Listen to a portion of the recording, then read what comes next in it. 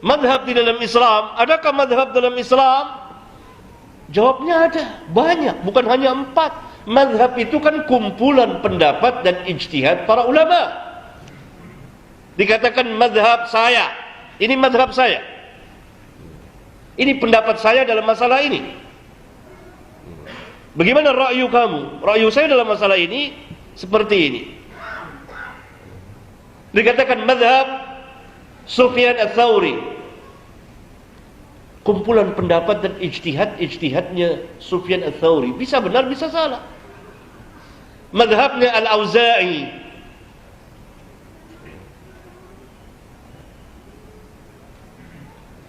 madhabnya Ibnu Jurayd, madhabnya Hammad bin Zaid, Hammad bin Salamah, madhabnya Syu'bah bin Hajjaj. Para imam ahlul hadis, para imam a'immatud din.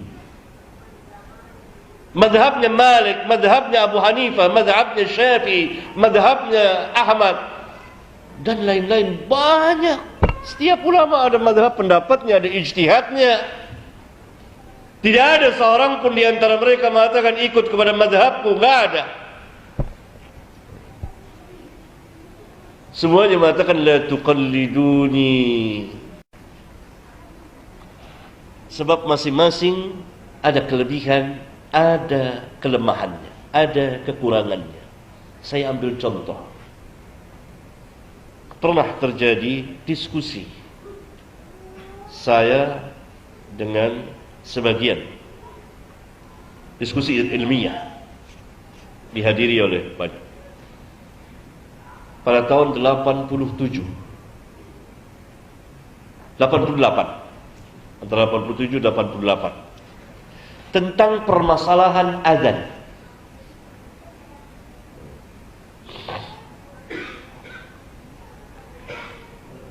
Dan di Indonesia kita tahu kebanyakan mengaku bermadzhab Syafi'i, tapi kebanyakan juga tidak tahu apa kata Syafi'i. Kecuali sedikit di antara mereka yang mengetahuinya. Maka terjadi diskusi ilmiah antara saya dengan salah seorang kiai dalam masalah azan. Azan yang berlangsung di dunia Islam saat ini adalah azan Bilal. Allahu Akbar, Allahu Akbar, seperti biasa kita kenal di mana saja. Waktu itu saya mengatakan bahwa jenis azan tidak hanya itu, tapi ada azan Abi Mahdzurah, pengulangan syahadatain. Walaupun sekarang tidak diamalkan lagi, tapi itu ada. Dan mengamalkannya bukan sesuatu yang wajib, tidak diamalkan juga nggak apa-apa. Itu.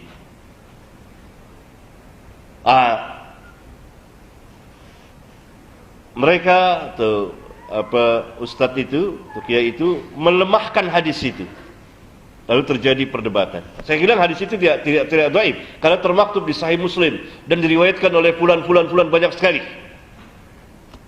Kemudian yang lebih mengejutkan lagi, ketika saya membacakan kitab Al-Imam Asy-Syafi'i langsung, bahwa Al-Imam Asy-Syafi'i pakai azan ini, tidak pakai azan Abi Mahdzurah, tidak pakai azan Bilal. Bahkan Syafi'i mengatakan kalau kurang sedikit saja dari kalimat ini, azannya tidak sah.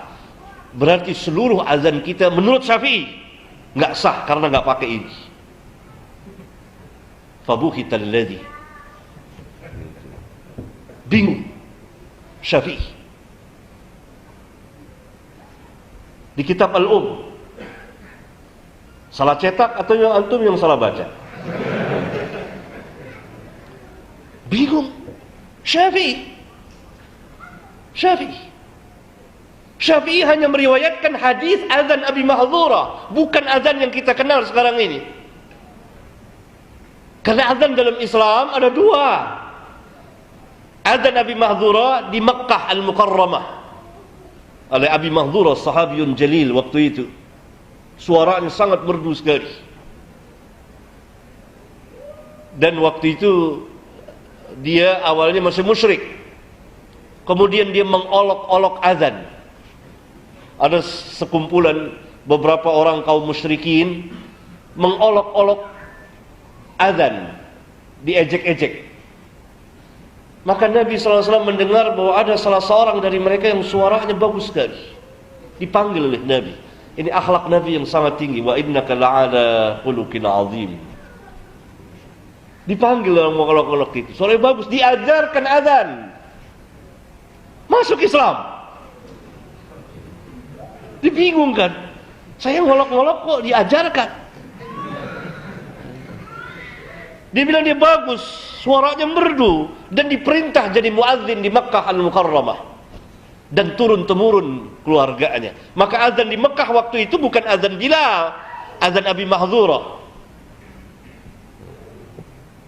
Azan di Madinah, azan Bilal, seperti yang kita pergunakan. Dua-duanya dibolehkan dalam Islam. Syafi'i memilih azan Abi Mahdzurah. Nah, ketika itu ditentang, saya ingin menjelaskan bahwa hadis ini sahih, dikatakan oleh para imam. Salah satunya Asy-Syafi'i, bahkan Syafi'i mengatakan tidak sah kalau tidak dengan azan ini. Berarti azan antum semuanya enggak sah menurut Syafi'i. Caci maki Syafi'i sana. Bingung. Ini kalau kita bermadzhab bahayanya, menentukan salah satunya. Karena sebagiannya ada kelebihan, sebagiannya ada kekurangan. Madhab para sahabat tidak demikian. Pernah kejadian lagi, saya di perpustakaan, ada beberapa kaum intelek dari pelajar yang membahas tentang satu permasalahan yang biasa dikerjakan oleh masyarakat.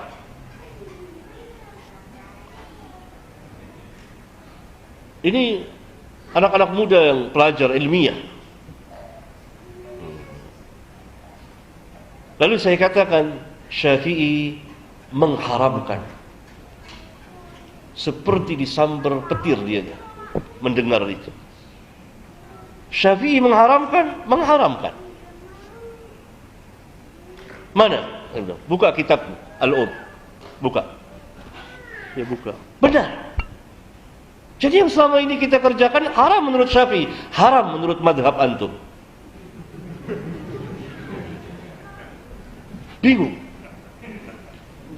Antum tidak pernah baca kitab Imam Syafi'i langsung?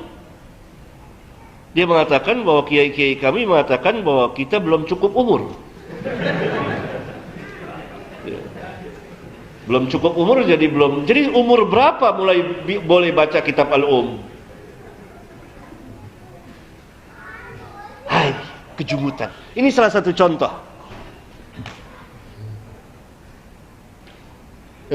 Tidak ilmiah.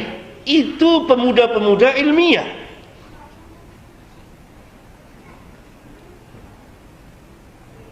Berbeda. Nah, para sahabat tidak pernah ada mazhab Abu Bakar, mazhab Umar, dia berkelompok-kelompok, enggak. Semuanya mengambil agama dari Alkitab dan Sunnah dengan perantara para ulama, orang-orang yang ahlinya, tapi tidak menentukan salah satu. Tidak boleh ada kaidah dalam kaidah agama, di antara kaidah agama tidak boleh kita menentukan seseorang untuk kita ikuti sepanjang hayat kehidupan kita dalam beragama kecuali Rasulullah sallallahu alaihi wasallam.